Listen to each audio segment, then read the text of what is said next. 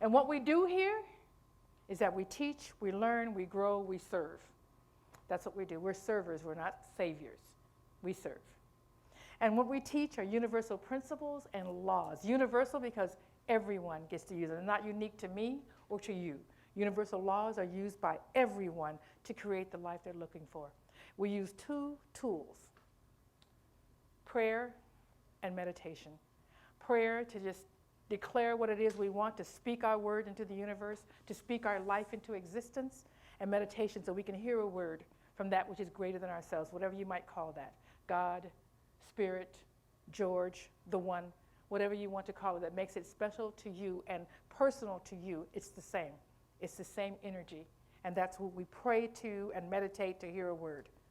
And while we meditate to hear a word, to clarify our thinking. Sometimes we think we don't get answered prayer, but God answers all prayers. What we did was pray for something we didn't think we were praying for. And God answers that as well. Because all the universe does is say yes. Yes. Yes. That's what we do here. That's what we're doing. And it begins with you. So what does it mean for you? When you come here to Harmony Spiritual Center, what you will leave with is all the information and the tools you'll need to create the life you're looking for, to create and co-create your life with that one presence. You'll have everything you need.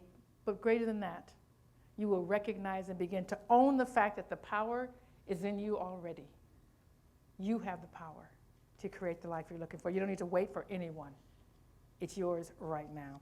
So I was at a meeting yesterday, and I love this woman. Her name was Lynn Richardson, I think it is. She has a podcast. She's pretty popular. And she said, speak what you seek until you see what you say. Speak what you seek until you see what you say. That's how powerful our words are. And that's what we do here. We speak what we seek. So your life today is just a reflection of yesterday's thoughts.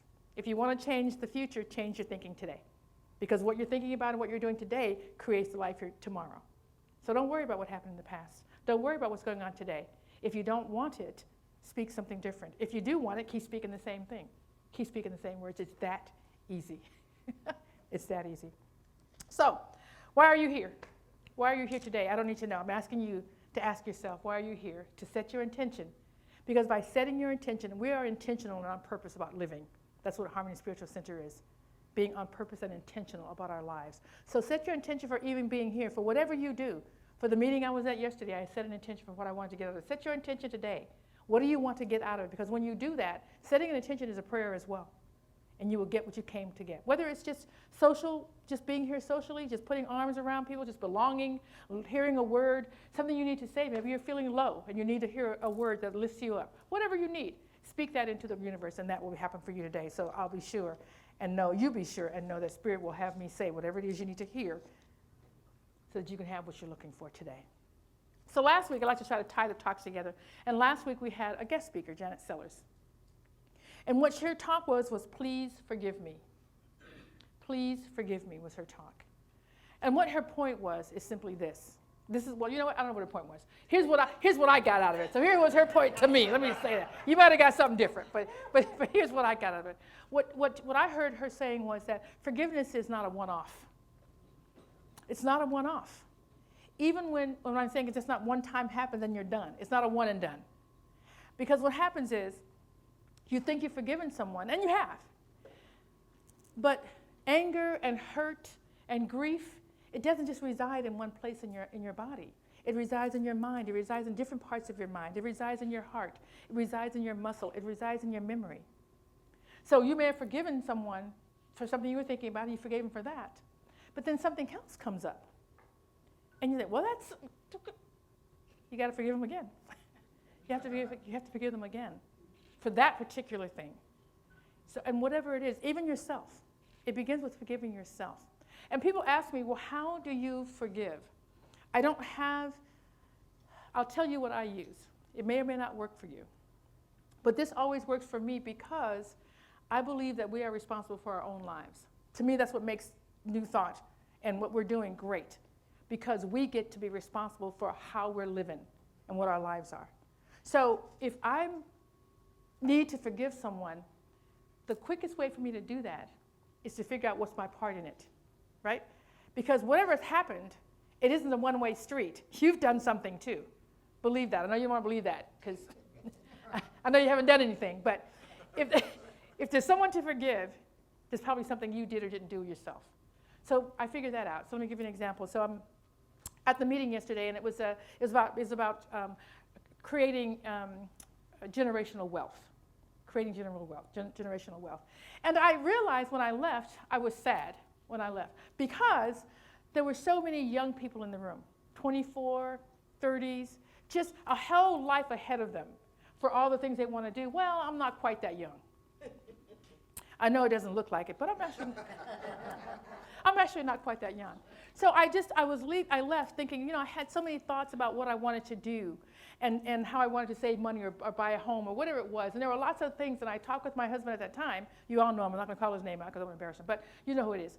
And so I asked him several times. I said, hey, we should do this, we should do that, we should do the other thing. And he said, we don't need to do all that. And so when I was leaving yesterday, I was thinking, some of those things they're talking about in this meeting, I wanted to do, and we didn't do. So now I'm upset, right? But then I thought, you know what? How strong are you? Like, how strong do you think I am? Pretty strong. If I want something, I'm gonna get it. Okay, I'm gonna get it if I really want it. So I didn't put anything into it. Like, I didn't do any research to convince him to get him on my side. Or even if I hadn't done that, just go ahead and do it myself. So that's my part in it. Okay? So it was easy to forgive him because it wasn't his fault. You see? That's how that works for me. I'm not saying it's going to work for you. But to take my part in it lets me let go of the blame I'm doing for someone else because I am responsible for my life and where I am right now. And that makes me happy to know that it's me. Because if it's me, I can change it. If it's somebody else, I can't. But it's me. So that makes forgiveness easier for me. So that's what that was about. For me, that's what I got out of it. Today, I'm going to return to what I've been talking about, a series of talks, which is, I've shared with you, it's about a book that I'm writing, and it's about wisdoms from Mother. And then I've had other people tell me some wisdoms that I really love, and I'm putting in that book as well. And I figure, you know what? If they're good enough to be in a book, they should be talk titles. So, right? See if they work out as talk. So I'm using you guys as guinea pigs to see if they'll work. So today's talk is do your job. And that's one of the things I actually talk about. I don't say do your job, but I say, what's yours to do? What's mine to do? That is such a clear question for you to kind of know where you want to head. When we were talking this morning in our book study, we actually went through 4 pages. Like we're on a whole other chapter now. All right, so we're zooming through that thing. And, anyway, so we were talking, so we were talking this morning in the book club, book study about doing what's yours to do. And here's why this is a good question. There's so many reasons why, but here's a good one right now. When something is going on with your family, right now I shared a thing with a few of you, there's some things going on with my family, and that I can't do anything about it, because why? You can't answer a question that isn't being asked, all right? Meaning, if no one's asking for your advice, that means they don't want it. So there's no point in you giving advice to someone who doesn't want it. So now you're stuck, because your joy is diminished a little bit when your family's not happy, right? So what can I do? Well, when I get into meditation in the morning, I ask myself that question. What is mine to do? That gives me peace when I understand what's mine to do. And what's mine to do is a powerful thing.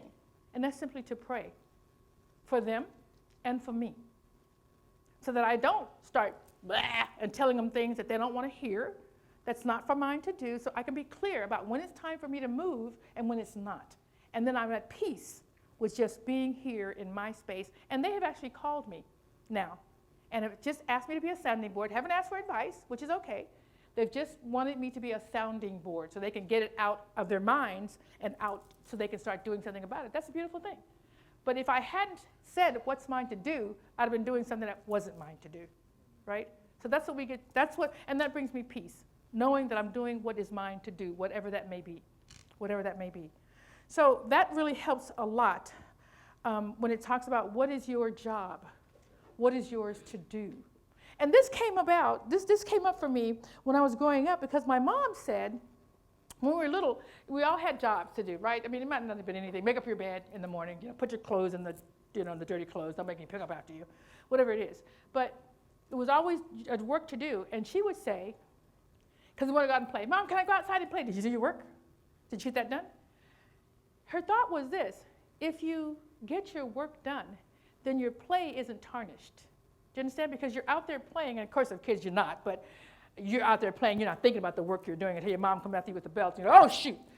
But anyway, but when you're an adult, and you have work to do, but you're not doing it, then what you're doing, trying to have fun, is tainted because you have this worry in the back of your head, oh, I didn't get to it.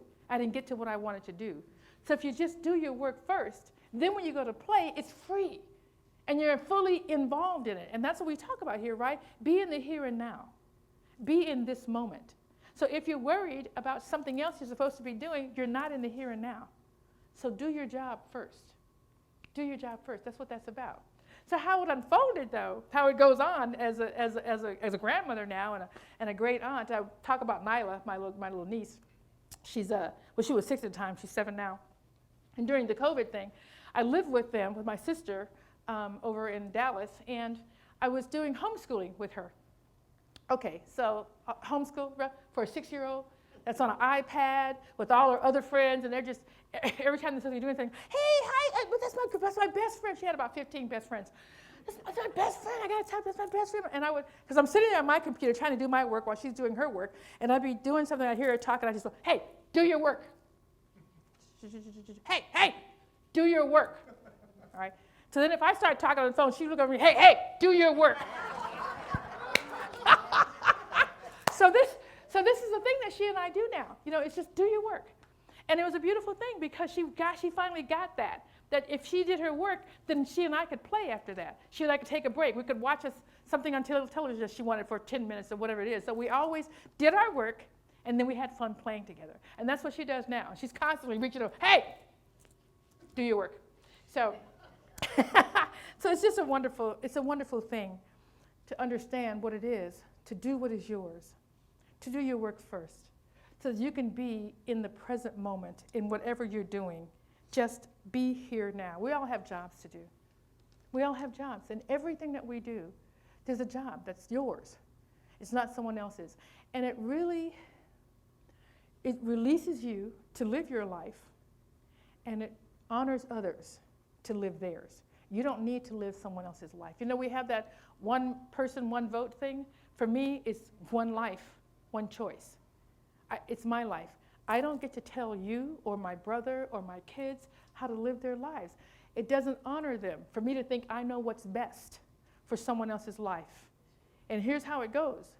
If you really believe, and we do in New Thought, that we are all individualized expressions of the one, then we have every ability and power to get the answers we need from the one. Don't need answers from me. You may need support from me. You may need somebody to walk with you on this journey, but you don't need answers from me. You have the answers. You already have them within you. What you want to do is have the power and the courage to believe that you know, because you do know. You already know. You have a job to do. What is yours to do? Whatever that job is, let me assure you that you're here to do that. You are an individualized and unique expression of the one, and all of us are here to do something special. I don't know what that is, but I can tell you what guides you. Whatever brings you joy. Whatever brings you joy, that is what's yours to do. Whether it's serving people, cooking, planting, I don't know what your gifts are, but I can tell you that that's what you're here to do. So don't deny yourself that, and don't look around and ask other people, what's mine to do? You already know.